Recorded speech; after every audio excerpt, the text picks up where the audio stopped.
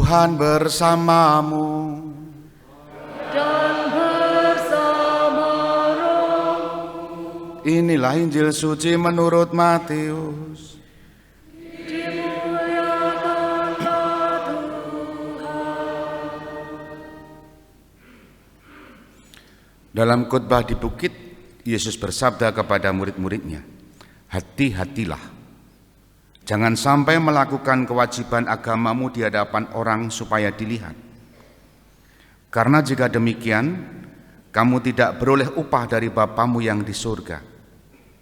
Jadi, apabila engkau memberi sedekah, janganlah engkau mencanangkan hal itu seperti yang dilakukan orang munafik di rumah-rumah ibadat dan di lorong-lorong supaya dipuji orang. Aku berkata kepadamu, sesungguhnya mereka sudah mendapat upahnya. Tetapi jika engkau memberi sedekah, janganlah diketahui tangan kirimu apa yang diperbuat tangan kananmu. Hendaklah sedekahmu itu diberikan dengan tersembunyi. Maka Bapamu yang melihat yang tersembunyi akan membalasnya kepadamu. Dan apabila kamu berdoa, janganlah berdoa seperti orang munafik.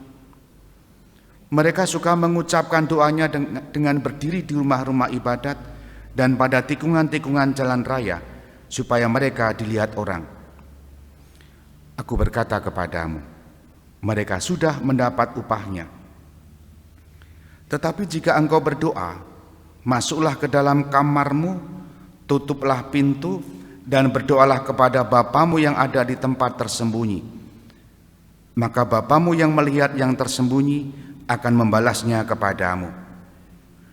Dan apabila kamu berpuasa, janganlah muram mukamu seperti orang munafik. Mereka mengubah air mukanya supaya orang melihat bahwa mereka sedang berpuasa. Aku berkata kepadamu, mereka sudah mendapat upahnya. Tetapi apabila engkau berpuasa, minyakilah kepalamu dan cucilah mukamu supaya jangan dilihat orang bahwa engkau sedang berpuasa, melainkan hanya oleh Bapamu yang ada di tempat tersembunyi. Maka Bapamu yang melihat yang tersembunyi akan membalasnya kepadamu." Demikianlah sabda Tuhan.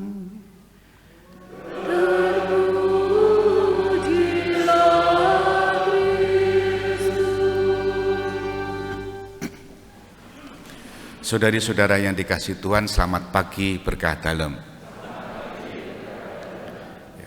Lumayan, masih ada yang datang ya.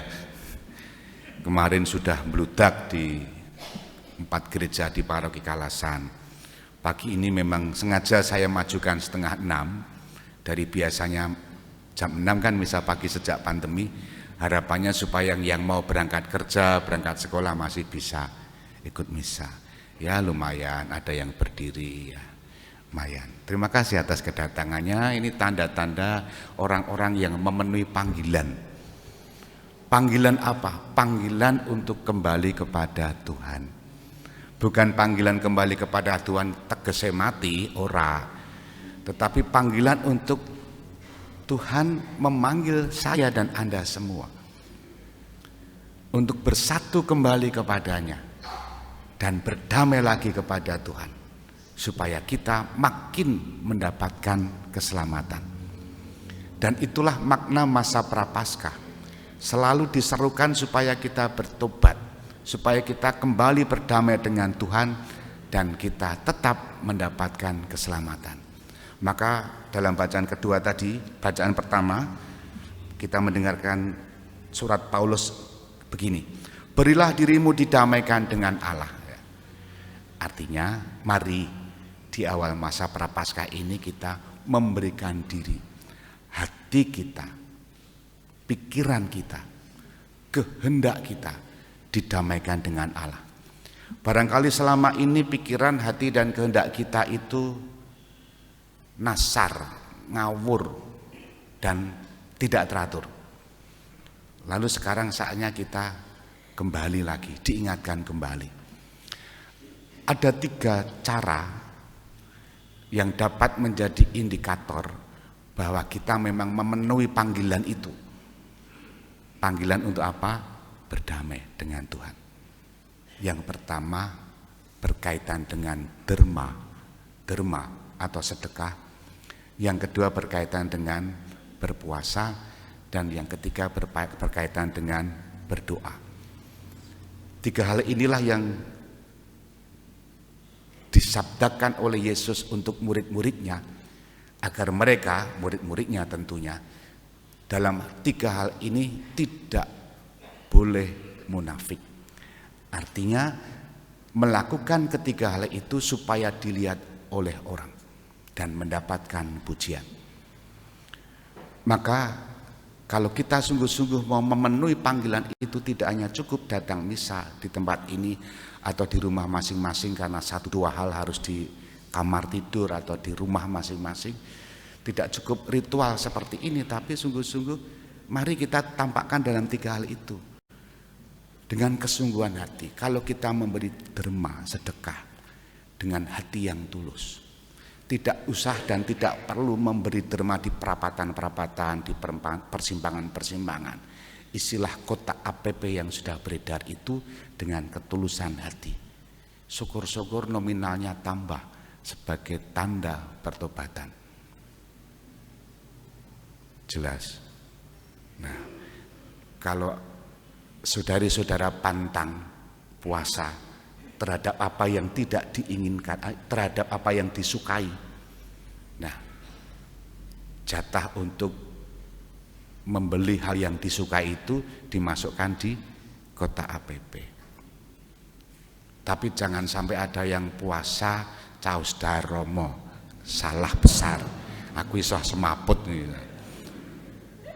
Ini soal derma, ketulusan hati. Tandanya adalah kotak APP. Dan perlu diketahui bahwa semenjak bidang kemasyarakatan sosialisasi terkait penggunaan dana sosial paroki, ya APP, ya pendidikan, ya kesehatan, proposal-proposal masuk ke paroki lumayan banyak. Maka kalau makin banyak proposal masuk, maka uang itu akan menipis. Sumbernya dari mana? 25% salah satunya dari kotak APP itu. Nah, kita tunggu netes utawa ora. Bertobatlah, kerajaan Allah sudah dekat. Soal sedekah. Sekarang soal berpuasa. Mungkin Bapak Ibu hari ini sudah mulai, bukan mungkin, hari ini adalah hari puasa dan Jumat Agung adalah hari puasa. Tentukan dengan kesungguhan hati, ya atau tidak. Harus hari ini. Kalau ditawar Romo hari ini saya repot Kalau saya tunda besok Kamis boleh enggak? Atau saya ganti hari Sabtu? Anek jaluk panyunan karo Gusti Allah sak det saknyet, ning nek kon poso dina Rebo menawar. Nah, monggo. Tapi urusan apa? Ini tidak ada urusannya dengan dosa. Karena kita sudah ditebus oleh Yesus sejak kita dibaptis. Ini urusannya adalah bagaimana kita merawat martabat kita yang sudah dibaptis dengan mengikuti panggilan itu, kembali kepada pertobatan. Nek bertobat, puasalah. Itu tidak, menurut saya, tidak mengikat dosa, tetapi sebagai bentuk atur panuwun syukur kita mempertanggungjawabkan martabat baptisan yang sudah kita terima, yang selama ini rusak karena perilaku kita. Ini puasa.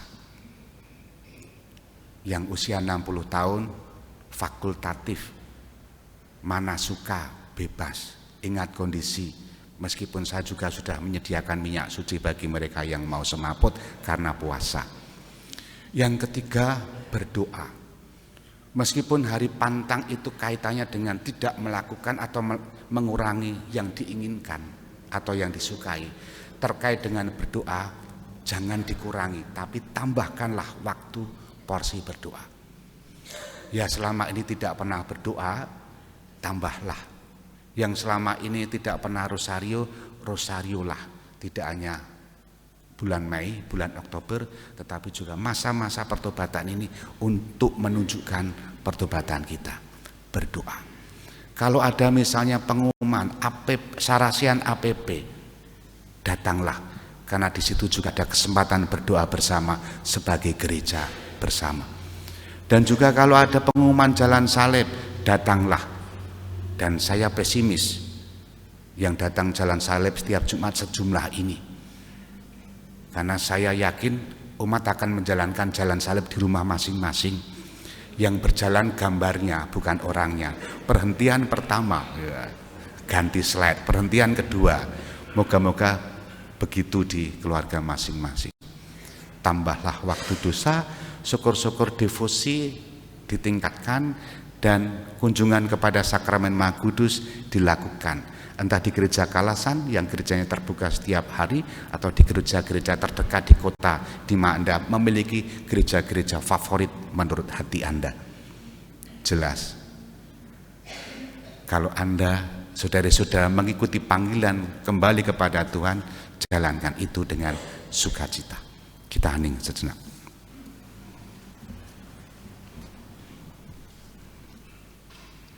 Dimuliakanlah Yesus yang dulu hidup, sekarang dan selama-lamanya.